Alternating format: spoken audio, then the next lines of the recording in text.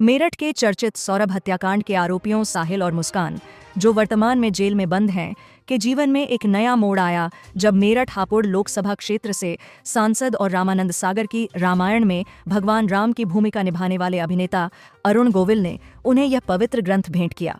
यह घटना 30 मार्च 2025 को मेरठ जेल में हुई, जब अरुण गोविल अपने घर घर रामायण अभियान के तहत कैदियों के बीच लगभग 1500 रामायण की प्रतियां बांटने पहुंचे।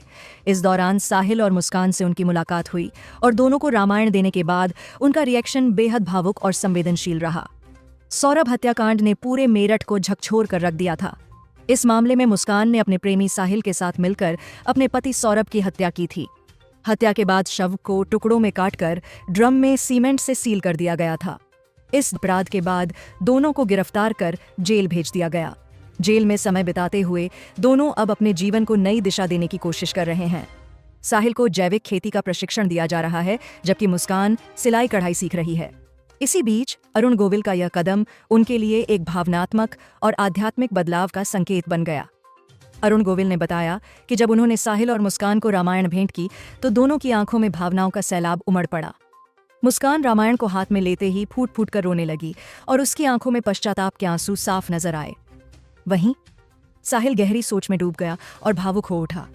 गोविल ने कहा, मैंने उनसे कोई बात नहीं की, लेकिन उनकी संवेदनशीलता देखकर लगा कि उनके भीतर कहीं न कहीं बदलाव की चाहत जाग रही है। उन्होंने कैदियों को संबोधित करते हुए कहा कि रामायण केवल एक धार्मिक ग्रंथ नहीं, बल्कि जीवन को सही दिशा देने वाली प्रेरणा का स्रोत है। जो बीत गया उसे बदला नहीं जा सकता, लेकिन भविष्य को संवारने का अवसर हमेशा रहता है। यह संदेश देकर उन्होंने सभी को प्रेरित किया। इस मुलाकात के दौरान जेल परिसर जय श्री राम के उद्घोष से गूंज उठा। कई कैदियों ने अरुण गोविल को भगवान राम की छवि के रूप में देखा और उनके चरण स्पर्श किए। साहिल और मुस्कान ने भी रामायण को श्रद्धापूर्वक स्वीकार किया और इसे पढ़ने की इच्छा जताई। यह घटना न केवल उनके लिए, बल्कि जेल में मौजूद अन्य कैदियों के लिए भी एक भावनात्मक पल बन गई। अरुण गोविल का मानना है कि रामायण के मूल्य और शिक्षाएं इन कैदियों के जीवन में सकारात्मक बदलाव ला सकती हैं। यह घटना इस बात का प्रतीक है कि अपराध के बाद भी मानव मन में संवेदनशीलता और सुधार की संभावना बनी रहती है। साहिल और मुस्कान का यह रिएक्शन दर्शाता है कि उनके भीतर अपने किए का पश्चाताप और बदलाव की चाहत जाग रही है। अब यह देखना दिलचस्प होगा कि क्या रामायण की शिक्षाएं वाकई उनके जीवन को एक नई दिशा दे पाएंगी।